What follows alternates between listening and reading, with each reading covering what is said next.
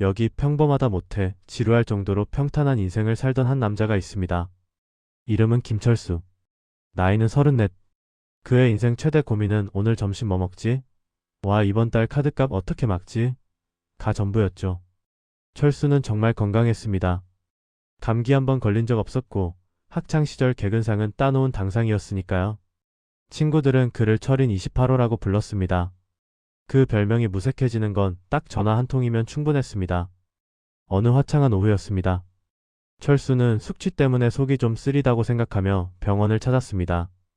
의사 선생님은 모니터를 보며 아주 덤덤하게 말했죠. 마치 오늘 날씨가 참 좋네요 라고 말하는 듯한 말투였습니다. 위암입니다.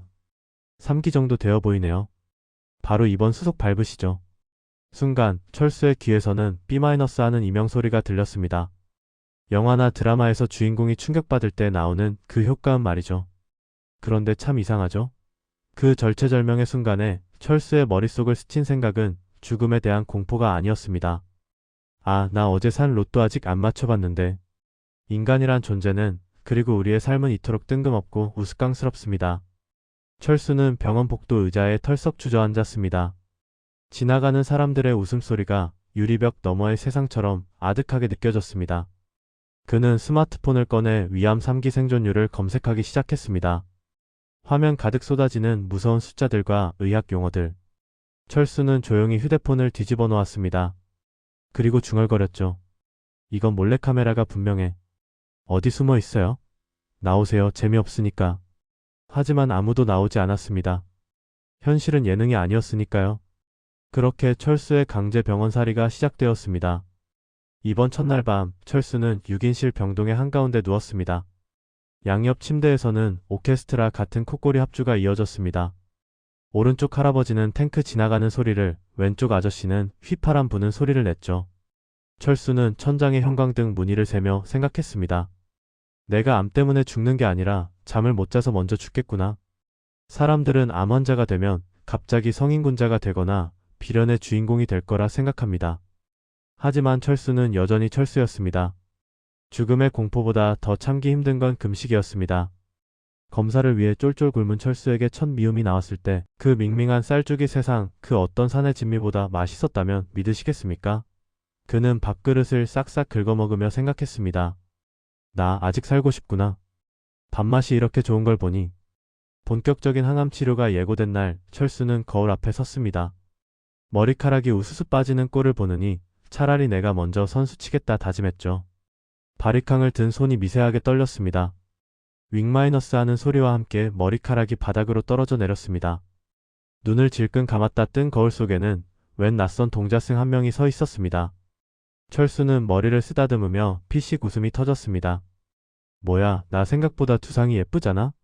진작 밀 걸 그랬네. 그날 오후 친구들이 병문안을 왔습니다. 다들 철수의 빡빡 깎은 머리를 보고 할 말을 잃은 표정이었습니다. 어떤 친구는 눈시울을 붉히기도 했죠. 그 무거운 분위기를 깬 건 철수였습니다. 그는 모자를 벗어 던지며 소리쳤습니다. 야, 눈 부시지 않냐? 내 머리에서 후광이 비치잖아. 그제야 친구들은 빵 터졌고 병실은 다시 예전의 술자리처럼 시끌벅적해졌습니다.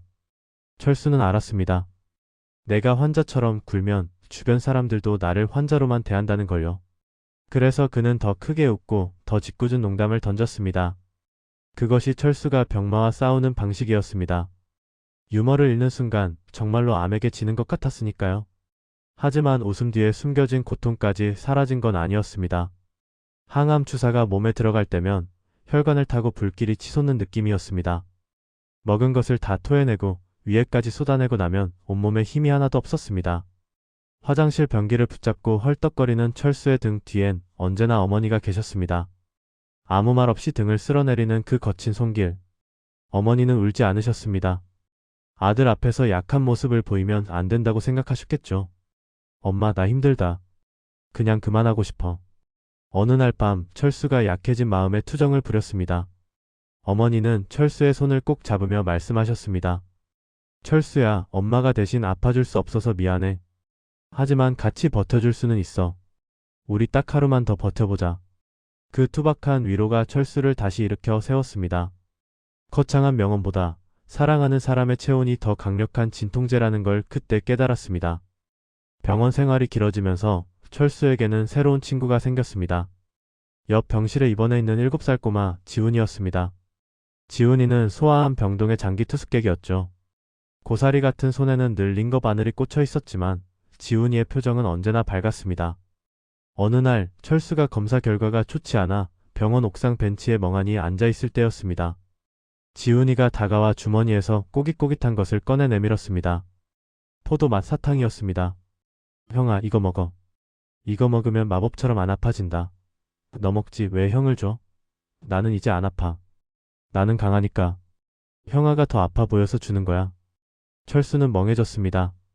자신보다 훨씬 작고 여린이 아이도 이렇게 씩씩하게 견디고 있는데 나이 30 넘은 어른이 징징대고 있었다는 사실이 부끄러워졌습니다. 철수는 지훈이가 준 사탕을 입에 넣었습니다. 달콤한 맛이 입안에 퍼지자 억눌러 왔던 눈물이 핑 돌았습니다. 그래, 쪽팔리게 살지 말자. 이 꼬마 녀석한테 지기 싫어서라도 내가 낫고 만다. 그날 이후 철수의 병원 생활은 조금 달라졌습니다. 그는 자신의 투병 일기를 영상으로 기록하기 시작했습니다. 제목은 암 환자의 웃긴 일상. 항암 치료받으러 가면서 영화 매드맥스의 전사처럼 분장하고 가기. 환자복 입고 병원 복도에서 문어 크추기. 맛없는 병원 밥을 미슐랭 심사위원처럼 진지하게 평가하기. 처음엔 저 사람 미친 거 아니야? 하던 시선들이 변하기 시작했습니다. 같은 병실 환자들이 하나둘씩 철수의 영상에 출연을 자청했습니다. 나도 찍어줘. 나 아직 살아있다고. 우울하기만 했던 병동의 웃음소리가 번져갔습니다. 댓글에는 응원의 메시지가 쏟아졌습니다. 아저씨 때문에 웃겨서 배 찢어질 뻔했어요. 저도 투병 중인데 힘을 얻고 갑니다. 철수는 깨달았습니다. 웃음은 전염병보다 전파력이 강하다는 것을요. 그리고 그 긍정의 에너지가 철수의 몸속 면역세포들을 깨우고 있다는 것을요. 의사 선생님도 놀라워했습니다. 철수 씨, 수치가 기적적으로 좋아지고 있어요. 도대체 뭘 드신 겁니까? 철수는 씩 웃으며 대답했습니다. 보약 좀 먹었죠. 웃음이라는 보약이요. 시간은 흘러 어느덧 계절이 4번 바뀌었습니다. 드디어 마지막 항암 치료를 마치는 날이 왔습니다. 간호사 선생님들이 작은 케이크를 들고 와 축하해 주었습니다. 철수는 병원 문을 나서며 깊게 숨을 들이마셨습니다. 늘 맡던 서울의 매연 섞인 공기였지만 그날따라 달콤하게 느껴졌습니다. 물론 완치 판정을 받은 건 아닙니다. 의학적으로는 관해 상태. 암세포가 잠시 활동을 멈춘 상태일 뿐 언제든 다시 돌아올 수 있다는 뜻입니다. 예전의 철수였다면 그 사실이 두려워 벌벌 떨었을 겁니다. 하지만 지금의 철수는 다릅니다. 철수는 다시 친구들을 만났습니다. 술잔 대신 물잔을 채웠지만 분위기는 예전보다 더 뜨거웠습니다. 친구 하나가 조심스럽게 물었습니다. 철수야, 솔직히 불안하지 않냐? 다시 재발할까봐. 철수는 물을 한 모금 마시고는 씩씩하게 대답했습니다. 야, 불안해할 시간이 어디 있냐? 나 넷플릭스 밀린 거 봐야지. 맛집 도장 깨게 해야지. 너희랑 놀아줘야지. 할 일이 태산인데. 철수에게 암은 인생의 마침표가 아니었습니다. 잠시 쉬어가라고 찍어준 쉼표였을 뿐입니다. 죽음의 문턱까지 갔다 온 덕분에 그는 비로소 삶을 사랑하는 법을 배웠습니다. 아침에 눈을 뜨는 것이 얼마나 감사한 일인지, 내 2다리로 걸을 수 있다는 것이 얼마나 큰 기적인지, 그리고 사랑하는 사람들과 농담을 주고받을 수 있는 이 순간이 얼마나 소중한지 말입니다. 지금 이 영상을 보고 계신 여러분 중에도 혹시 감당하기 힘든 시련 앞에 서 계신 분이 있나요? 도저히 웃을 수 없는 상황이라고 느껴지시나요? 그렇다면 철수의 이야기를 기억해주세요. 인생은 멀리서 보면 희극이고 가까이서 보면 비극이라지만 그 비극조차도 우리가 어떤 필터로 보느냐에 따라 코미디가 될 수 있습니다. 철수는 지금도 가끔 병원 쪽을 바라보며 이렇게 중얼거립니다. 이봐, 미스터 캔서. 너 덕분에 내 인생 시즌2가 훨씬 재밌어졌다. 다신 보지 말자, 이 자식아. 여러분의 인생 시나리오는 지금 어떤 장르인가요? 혹시 슬픈 드라마를 찍고 계신다면 지금 바로 장르를 바꿔보세요. 감독은 바로 당신이니까요. 지금까지 삶의 애환을 웃음으로 승화시키는 라이프 앤 코미디였습니다. 오늘 하루도 피식 웃을 수 있는 여유가 함께하길 바랍니다. 감사합니다.